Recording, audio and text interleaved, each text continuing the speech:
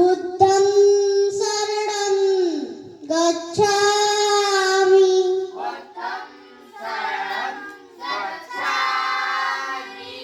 धम्मं शरणं गच्छामि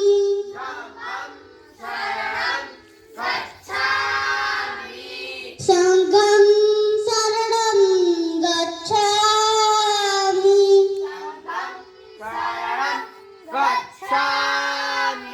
द्वितीयंपि बुद्धं शरणं गच्छामि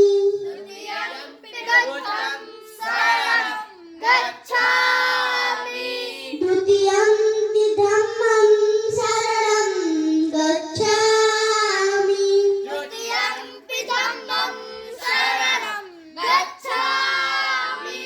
द्वितीयंपि संघं शरणं गच्छामि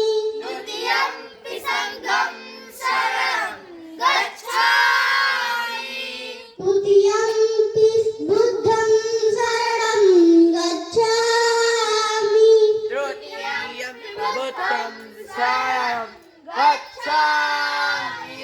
तृतीयंपि धम्मं शरणं गच्छामि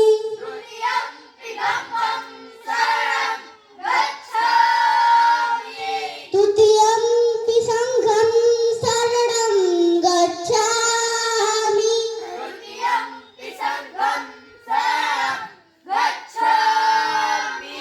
पाणातिपाता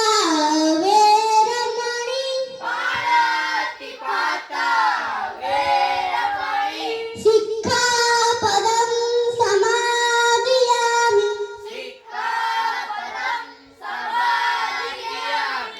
अदिन्नदाना वेरमणि सिक्खापदं समादियामि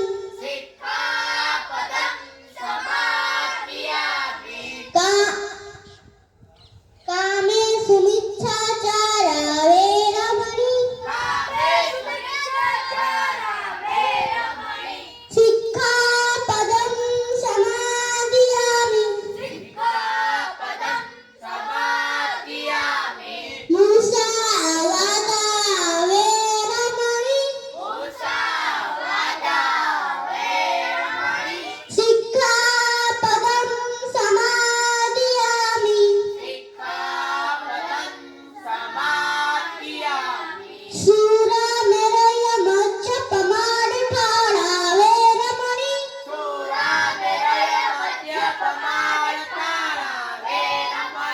सिक्खापदं समादियामि सर्वपापस्य करणं कुशलसुखसम्पदा सचिन्नपर्योदपणम् एतं बुद्धानुशासनं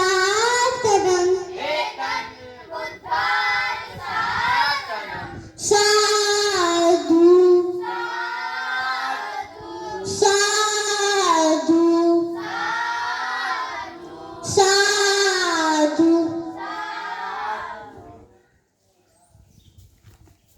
જય ભીમ નમો ધરાન રંગરૂઈ છો ધોરણ 2 માં અભ્યાસ કરું છું જય ભીમ નો બધા મારું નામ જાની છે હું ધોરણ 6 માં અભ્યાસ કરું છું આજે હું તમને સાવિત્રીબાઈ ફૂલે વિશે થોડું જણાવીશ ભારતની પ્રથમ મહિલા શિક્ષિકા અને મહાસામાજિક કાર્યકર્તા માતા સાવિત્રીબાઈ ફૂલેનો જન્મ સતારા જિલ્લામાં થયો હતો તેઓ ભારતના પ્રથમ મહિલા શિક્ષિકા હતા પોતાના પતિ અને મહાસમાજ સુધારક જ્યોતિબા ફૂલેના સહકારથી તેમને સ્ત્રી શિક્ષા માટે नोंद कार्य पत्र કર્યું હતું નમન કરે हम सावित्रीबाई को जिसने नारी शिक्षा की अलग जगाई अज्ञानता का अंधकार दूर करे उसने ज्ञान की ज्योत जलाई शिक्षा पाकर सबको समझाया कितनी जरूरी होती है पढ़ाई रूढ़िवाद परंपराओं को तोड़कर उनके खिलाफ आवाज उठाई देश के लिए अच्छे काम करके महासमाज सेवी का कलम अधिकार के लड़ना सिखाया क्रांति ज्योति माता सावित्रीबाई फूले कलम आज હું તમને વિશે જાણવા જઈ રહી છું જેમને જ્ઞાની દેવી અને રાષ્ટ્રમાતા કહેવામાં તે કાંઈ ખોટું નથી. આજના સમયમાં તે જ્ઞાની દેવી માતા સરસ્વતીને માનવામાં આવે છે, પણ તે સરસર ખોટું છે. જો કોઈને જ્ઞાની દેવીનું બિરુદ મળવું જોઈએ તે માતા સાવિત્રીબાઈ ફૂલે છે. માતા સાવિત્રીબાઈ ફૂલેનો જન્મ સૂત અને પછાત ગણાતી મહાળી જાતિ માતા 3 જાન્યુઆરી 1831 ના રોજ થયો હતો. તેમની માતાનું નામ લક્ષ્મીબાઈ અને પિતાનું નામ ખાંડોજી નેવેસે પાટીલ હતું. તેમના પિતા ફૂલેના પરંપરાગત વ્યવસાય કરતા. આથી ગરીબોને કારણે તો અભ્યાસ કરી શક્યા ન હતા. એ સમયમાં ઘણા દૂષણો હતા. એ દૂષણોમાં બાળ વિવાહની પ્રથા પણ હતી. એ બાળ વિવાહની પ્રથામાં દીકરો અને દીકરીના લગ્ન બાળ્યા સમાજ કરી દેવામાં આવતા હતા. આથી 9 વર્ષે સાવિત્રીબાઈ ફૂલેના લગ્ન 12 વર્ષના જ્યોતિબા ફૂલે સાથે થયા. લગ્ન બાદ તેઓ પુણે આવ્યા. પુણે આવ્યા બાદ માતા સાવિત્રીબાઈ ફૂલેમાં અભ્યાસ માટેની લાગણી જોઈ તેથી પ્રભાવિત થઈને હેમંતનગર પુણેમાં તે પ્રશિક્ષણ આપવાનું શરૂઆત કરી. તેવા સમયે દીકરાને પગની તળેટી સમાન ગણવામાં આવતી હતી. તેવા સમયે તે એ જ કાર્ય કર્યું. સહજન અને કીચડ गोबर पत्थर का मार युद्धों जहाँ समाचार बिछड़ी सोच का भारत की महिला प्रथम महिला जो कहलाती कन्या के शिक्षा के लिए समाज से भी डर जाती. તે જ્યોતિબા ફૂલે સાથે મળીને 1838માં પુણેના ભીલવાડામાં પ્રથમ કન્યા શાળાની સ્થાપના કરી. તે મતીય અને લિંગના આધાર પર થતા લોકો સાથે અનુચિત વ્યવહાર અને ભેદભાવનું સમાપ્ત કરવાનું કાર્ય કર્યું, પણ તેમને સમાજમાંથી બહિષ્કાર કરી દેવામાં આવ્યો. પરંતુ નીડર સાવિત્રીબાઈ ફૂલે હાર માન્યા વિના દીકરીનો અભ્યાસ કરતા હતા. જ્યારે તો દીકરીનો અભ્યાસ કરવા જતા ત્યારે સમાજના લોકો તેમના ઉપર કાદવ, કીચડ, છાણ વગેરે જો મારો કરતા અને અપશબ્દો પણ કહેતા હતા. ત્યારે તો નિરાશ થઈને જ્યોતિબા ફૂલેને કહેતા હતા. ત્યારે જ્યોતિબા ફૂલે માતા સાવિત્રીબાઈ ફૂલેને સમજાવતા કહેતા હતા, હજી તો તારા સમાજને શિક્ષિત બનાવવાનું છે, હજી તો તારા સમાજને શિક્ષિત વર્ગ બનાવવાનો છે. જો હતાશ થઈ જાય તો કેમ ચાલશે? ત્યારબાદ માતા સાવિત્રીબાઈ ફૂલે ફરીથી દીકરીનો અભ્યાસ કરવા જતા હતા. જ્યારે તો દીકરીનો અભ્યાસ કરવા જતા ત્યારે તેમના બેગમાં એક વધારાની સાડી પણ લઈને જતા હતા. જ્યાં જઈને ખરાબ થયેલી સાડી ધોઈ સૂકવી સાડી પહેરી દીકરીનો અભ્યાસ કરાવતા હતા. कब तक यूं चूल्हे चौके पे बसे रहोगे? तो थोड़ा आगे बढ़ो, शिक्षित करो और संघर्ष करो. એ સમયે જે કાર્ય કોઈ ન કરી શક્યું એ માતા સાવિત્રીબાઈ ફૂલે કરી બતાવ્યું અને ભારતના પ્રથમ મહિલા શિક્ષિકા બની. બસ સલુટ કહીશ જય ભીમના પુત્ર.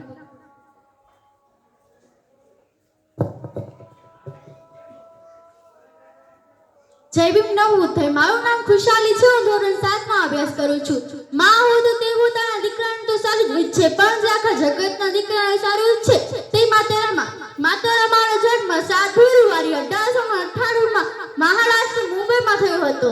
તેમની માતાનું નામ રૂપમણીજી હતું. રૂપમણીજીને પગમાં ઉંદરી થઈ હતી અને આખા ઘરનો બોજ માતાને વપાર આવી ગયો હતો.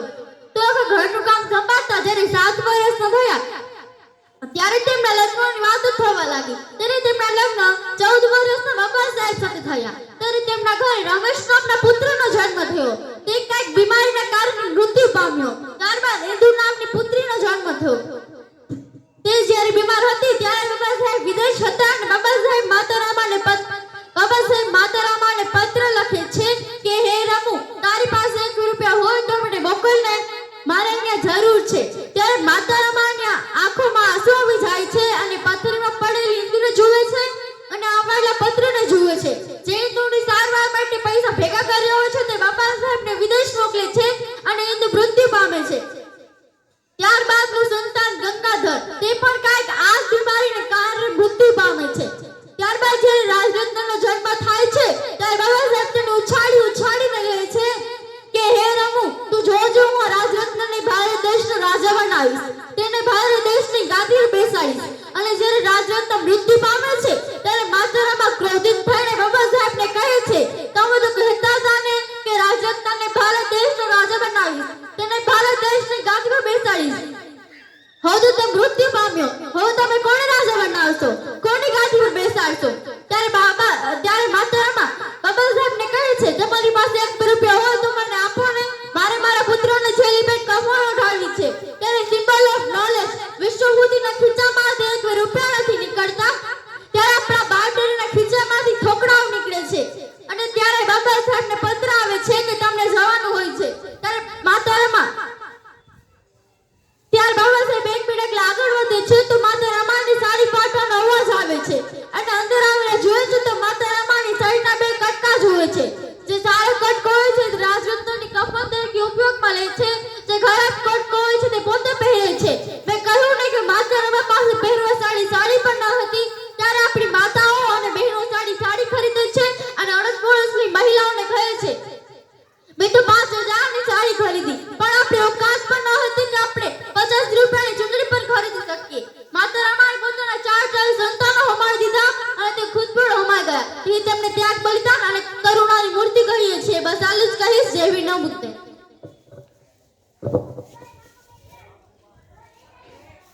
જય ભીમ નમો બુદ્ધાય. મારું નામ હેતરસિંહ છે, હું 8નો અભ્યાસ કરું છું. આજે હું તમને એવો બતાવીશ જેમને એવા સમયમાં રસ્તા વચ્ચે મુરબ્બી ફોડતા હતા. એવા મને જેમને મહિલા અધિકારો અને દલિતો સત્તા જાતે ભેદભાવ દૂર કરવા આંદોલન કર્યું. તે હતા દક્ષિણ ભારતના સુખદેવ રામસ્વામી પેરિયાર. તેમનો જન્મ 17 સપ્ટેમ્બર 1879 ઈરોડ, તમિલનાડુમાં થયો હતો. તેમનું પરિનિર્વાણ 24 ડિસેમ્બર 1973 વેલોર, તમિલનાડુમાં થયું હતું. સુખદેવ રામસ્વામી પેરિયાર ભારતીય રાજકારણી અને સામાજિક કાર્યકર હતા. તેમને પેરિયાર જન્મસ્થળ છે સન્માનીય વ્યક્તિ તરીકે પણ ઓળખાય છે. તેમણે જાતિવાદ, મનુવાદી પ્રભુત્વ અને હિન્દુ ધર્મની સમાનતા વિરોધી પ્રથાઓનો ઉગ્ર વિરોધ કર્યો. તેમણે આત્મરત્ન ચળવળ શરૂ કરી અને દ્રવિડ કળગર નામની સામાજિક સંસ્થાની સ્થાપના કરી. પેરિયાર રામસ્વામી બુદ્ધિવાદ, સ્વાભિમાન, મહિલા અધિકાર અને જાતિના બુદ્ધના સિદ્ધાંતોના હિમાયતી હતા. તેઓ ધાર્મિક દેખડા અને કર્મકાંડોના કટ્ટર વિરોધી હતા. તેમનું માનવું હતું કે સમાજમાં ભેદભાવ અને અંધવિશ્વાસનું મૂળ વૈદિક હિન્દુ ધર્મનું છે. તેમણે મહિલા અધિકાર અને દલિતો થતા જાતે ભેદભાવ ઘડીઓ સુધી બંધ કરાવ્યા. પરંતુ યુનેસ્કોએ તેમના નાયક માટે પયંગબર દક્ષિણ ભારતના સુખરામ રામસ્વામી પેરિયાર તરીકે ઓળખાયા. તેમણે સચ્ચી રામાયણ લખી હતી, પરંતુ તે તમિળ ભાષામાં હતી અને તમિળ ભાષા ફક્ત તમિલનાડુ લોકોને આવડતી હતી. તે માટે આપણા મહાન લલિતસિંહ યાદવે પોતાની 20 વીઘા જમીન વેચી એક પ્રિન્ટ ખરીદી અને તમિળ ભાષાને હિન્દીમાં કન્વર્ટ કરી. અને લલિતસિંહ યાદવ એક અર્ધલશ્કરી દળમાં પોલીસમેન હતા. સલુજ કહીશ. જય ભીમ નમો બુદ્ધાય. જય ભીમ નમો બુદ્ધાય. મારું નામ ચિરાગ છે. હું ધોરણ 4 માં અભ્યાસ કરું છું. આજે હું તમને રોજ વેમુલા વિશે કહીશ. તેમનો જન્મ 30 જાન્યુઆરી 1989 માં હૈદરાબાદ, તેલંગાણામાં થયું હતું. તેમનું મૃત્યુ 17 જાન્યુઆરી 2016 માં થયું હતું.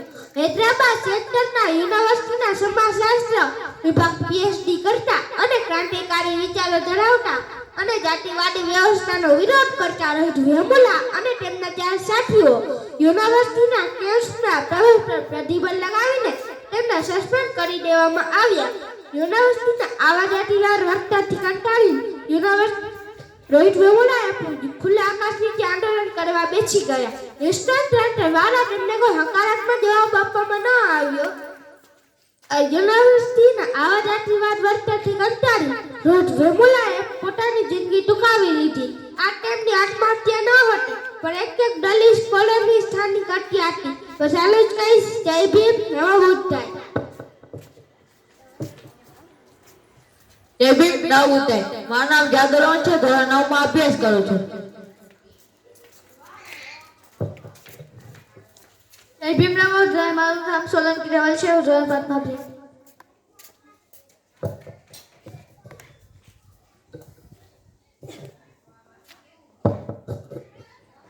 જય ભીમ નમો બુદ્ધાય.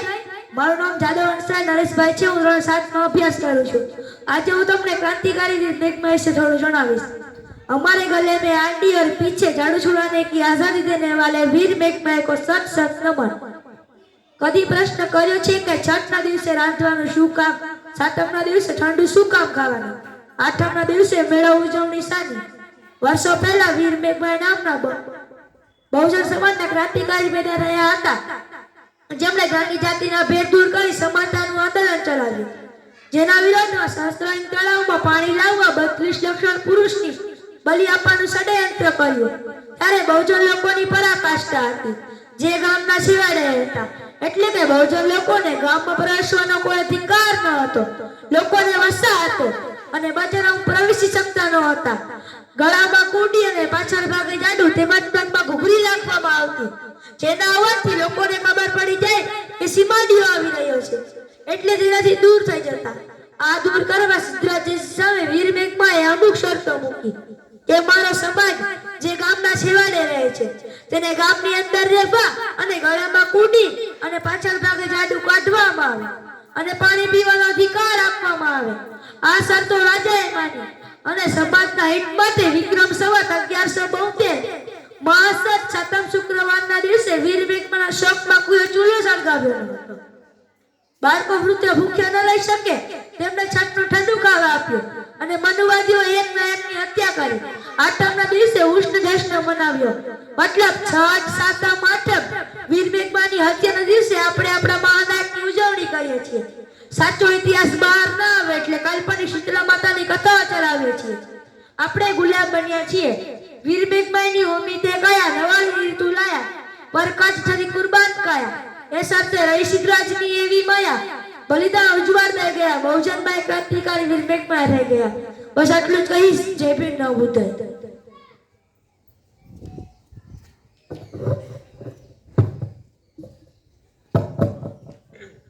જય ભીમ, નવો ઉઠાય, જય ધ્વજ, જય મુંડી વાંચી. હમણાં એક સૈનિકે એક પૂતવનના ઘર આવી. આ કોઈ પ્રાર્થના કે ભજન નથી, આ એક પ્રકારની પ્રતિજ્ઞા છે. હું તેનો હક કહીશ કે આ પૂતવનના ગૌતમ બુદ્ધના તેમનો એક ઉપદેશ છે. હું તેનો હક કહું કે પૂતવનની શરૂઆત નમો સત્ય ભગવતો અરહતો સમ્મા સંબુદ્ધસ્સ તથાગત સમ્યતે મારું નમન બુદ્ધમ તહં ગચ્છામિ. હું બુદ્ધના થાઉં છું. ધમ્મં તહં ગચ્છામિ. હું ધમ્મના થાઉં છું. સંઘમ તહં ગચ્છામિ. હું સંઘના થાઉં છું. તૃતીયમ વિભૂતમ તહં ગચ્છામિ. હું બીજી વાર બુદ્ધના થાઉં છું. તૃતીયમ પિતમ તહં ગચ્છામિ. હું બીજી વાર તમના થાઉં છું. તૃતીયમ પિતમ તહં ગચ્છામિ. હું ત્રીજી વાર તમના થાઉં છું. તૃતીયમ પિછગર તહં ગચ્છામિ. હું ત્રીજી વાર છગના થાઉં છું. તૃતીયમ વિભૂતમ તહં ગચ્છામિ.